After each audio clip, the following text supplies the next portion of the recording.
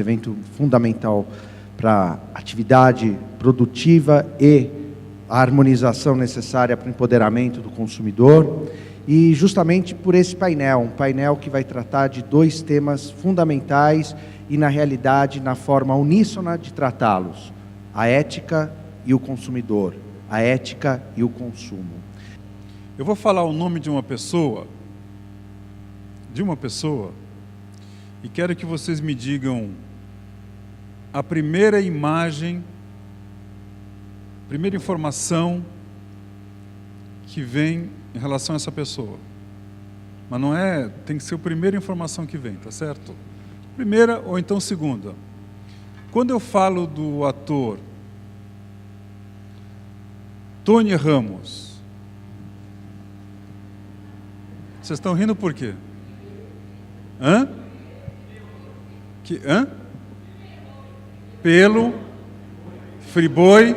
Quando eu falei o ator Tony Ramos, quem é que pensou em Friboi? Levanta a mão. Friboi, hã? E quem pensou em segundo lugar Friboi?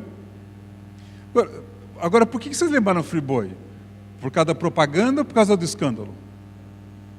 Não, publicidade. Agora, vocês acham justo que um ator maravilhoso como ele, porque ele é um super ator, além disso é uma pessoa muito legal, tem uma carreira excepcional. Quando eu falo o nome dele, a primeira coisa que ele lembrado é carne. E carne estragada. Se eu falasse a palavra TV Globo, Folha, vocês não iam lembrar do Friboi, tá certo? Mas o Tony Ramos divulgou a publicidade na Folha, no Globo, no Estadão. Então, nós também somos culpados, ou não? O que eu quero dizer é o seguinte: o Tony Ramos chegou lá, fez o trabalho que ele tinha que fazer de forma super honesta, ele ganhou para fazer aquele trabalho.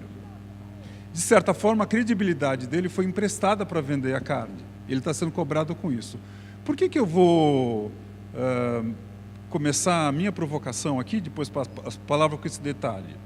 No mundo hoje das redes sociais, no mundo hoje da transparência em tempo real, no mundo hoje de uma velocidade inacreditável, se você não tem uma atitude ética, eu não estou dizendo que o Tony Ramos não tinha uma atitude ética, o preço a pagar é muito grande. Então a ética passou a ser uma questão de sustentabilidade. Se eu pego um sujeito como o Tony Ramos, que é um grande ator, tem uma história interessante, fez um trabalho legítimo, pelo qual ele ganhou, e ele está sendo lembrado apenas por uma publicidade que depois teve prejuízos, você imagina as empresas de vocês. Então se criou um novo parâmetro em que a ética passou a ser não só uma questão moral, mas passou a ser uma questão de sobrevivência. Gilberto, é realmente muito interessante considerar a ética como esse fator importante que deve permear toda a sociedade, em todas as relações, sejam elas políticas, sociais, negociais. E justamente na questão negocial, eu falava há pouco com o Thomas, na nossa salinha lá atrás, e comentei, acho que é do espírito capitalista, acho que eu e você vamos nos diferenciar. Eu sou advogado empresarialista, você é fundador de uma entidade que trata do capitalismo, e aí surge uma indagação, como uma necessidade social, negocial, a ética, ela se adapta ao contexto capitalista? Adapta, com certeza. Eu vou passar rapidinho uma mensagem aqui do que é esse tal de capitalismo. Eu gosto de sempre deixar claro, eu sou capitalista e acredito no lucro. O bacana do capitalismo é que ele é fundamentalmente ético. Qual é o botão que vai para frente aqui? A gente troca as coisas voluntariamente. Ninguém é obrigado a comprar ou vender de ninguém. Então essa é a grande vantagem do capitalismo. É um sistema fundamentalmente ético. A gente começa a distorcer ele quando a gente começa a incluir outros valores. Como uma necessidade social, negocial, a ética, ela se adapta ao contexto capitalista? A gente está jogando banco imobiliário na vida real. O objetivo é o último ficar de pé quando todo mundo falir. A gente está jogando isso, a gente está falindo o fornecedor financeiramente, falindo o consumidor moralmente, fazendo comprar o que não deve, falindo o funcionário emocionalmente, com falta de incerteza, com falta de transparência. Esse jogo precisa mudar. E uma das propostas é o que a gente fala de capitalismo consciente. A empresa precisa ter um propósito, orientação para todos os atores, uma liderança, não é um movimento revolucionário, e uma cultura. Cultura é a única coisa que a gente não copia dos concorrentes. O que é propósito? Assim como o corpo humano precisa de glóbulos vermelhos para sobreviver, não significa que a gente vive para produzir glóbulos vermelhos. A empresa precisa de lucro para sobreviver, mas não significa que precisa ser a meta, o objetivo. É consequência o lucro. Existe um componente curricular, antiga disciplina que se falava, o componente curricular chamado Ética e Cidadania. Disciplina, componente curricular, portanto, obrigatório em todos os cursos. Em todos os nossos cursos, o aluno passa por 2 semestres tendo uma aula sobre ética, porque nós não nos preocupamos só em formar advogados, arquitetos, administradores e engenheiros. A preocupação nossa é com o futuro, é com a ética. Então, na verdade, a nossa preocupação nesse momento em falar para vocês é que a nossa experiência é de alguém que tem já uma história de 146 anos voltada para o consumidor, ligada com a questão do seu bem-estar, mas preocupado em formá-lo. Tenho a oportunidade aqui de fazer, às vezes, de uma lembrança muito importante que eu aprendi com o Roberto Meyer, do significado e da importância que as empresas têm que ter com os seus consumidores, porque a empresa só sobrevive cuidando, zelando desse componente fundamental que é o consumidor. E sobre o capitalismo, eu acho que vale a pena mencionar uma questão que você foi muito objetivo e eu concordo. Uma empresa só existe para dar lucro.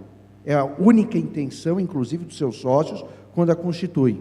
Mas ela tem intrinsecamente uma função social. E essa função social que deve essencialmente ser permeada pela ética. Eu passo agora a palavra para o Demétrio Magnoli, sociólogo, e que trate, portanto, do assunto cidadania, ética, consumidor.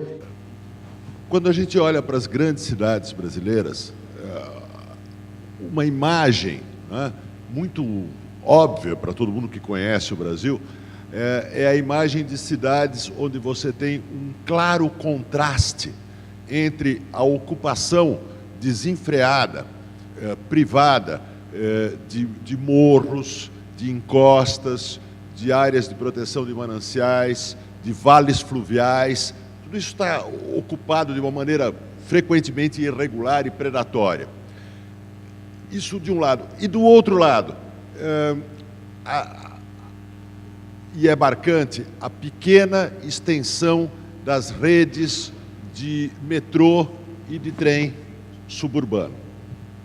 Esse contraste entre a ocupação predatória e privada dos espaços e a extensão raquítica das redes de metrô e trem fala alguma coisa sobre a alma do Brasil, fala alguma coisa sobre a relação entre o privado e o público no Brasil, fala alguma coisa sobre um país que nasceu na sua pré-história como um amontoado de colonos que chegaram aqui na América, dispostos a pegar, a se apropriar rapidamente daquilo que o ambiente oferecia.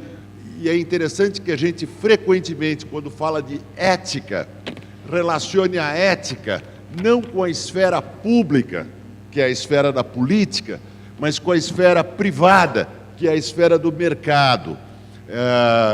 Eu tenho um certo problema com a insistência com que no Brasil se relaciona a palavra ética com a palavra consumo, porque, na verdade, a relação mais forte da palavra ética não é com a palavra consumo, não é no plano das relações de consumo, não é no plano do mercado que a ética primordialmente se define. Ela se define primordialmente no plano do espaço público. Nós não nos mobilizamos por bens públicos coletivos. Nós não nos interessamos por escolas públicas de qualidade, por saúde pública de qualidade, por redes de saneamento básico, que são muito precárias no Brasil. Nós não nos interessamos por bibliotecas públicas, por museus, por praças públicas. Nós nos interessamos por bens públicos de usufruto pecuniário privado. O brasileiro terceiriza a ética. É o outro sempre culpado da tua corrupção. O brasileiro ama os grandes corruptos.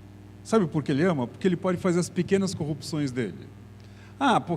Qual o problema de eu não pegar a nota fiscal, de eu pagar o guarda? Tem lá o Odebrecht, tem esse tipo de coisa. Tem uma coisa no Brasil que é uma frase tão comum, que mostra como a gente terceiriza a questão da ética. Porque aqui todo mundo votou em vereador, mas se eu perguntar quem de vocês lembra do vereador, ninguém vai lembrar. O brasileiro acha que ele é ético e todo mundo é ladrão, que é uma forma de justificar a sua falta de ética. É natural quando as instituições não têm o nível de maturidade de outros países. Então a gente tem que ensinar, a gente tem escola para ensinar, a gente tem o governo. A hora que as instituições amadurecem, não faz sentido o mesmo nível de intervenção.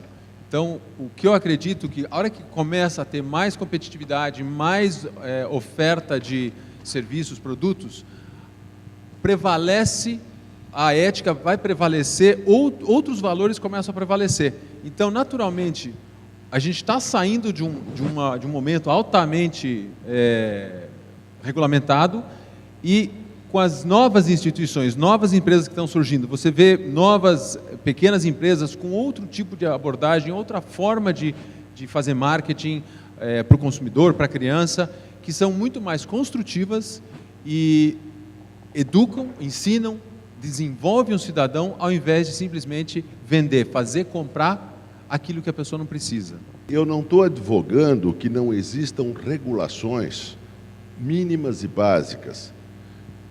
Eu estou observando que no Brasil existe uma exacerbação da intermediação estatal nas relações de consumo que leva as pessoas a falarem o tempo inteiro de que a cidadania do indivíduo depende do PROCON garantir para ele que em 15 dias ele vai ter a solução do seu conflito com uma empresa. O que me incomoda é o governo que não atende bem as pessoas, tentar regular as empresas que atendem muito melhor. É isso que me incomoda. Eu só termino com uma frase que eu li do Frei Beto há anos atrás, dizendo que quando o Estado se distancia das relações cidadãs, daquilo que nós conhecemos por cidadania, em todos os sentidos, inclusive nas relações jurídicas e aí adentra as questões de consumo, nós temos uma cidadania precária. Então, cada vez mais o Estado presente me parece que é oportuno e merece uma conjectura.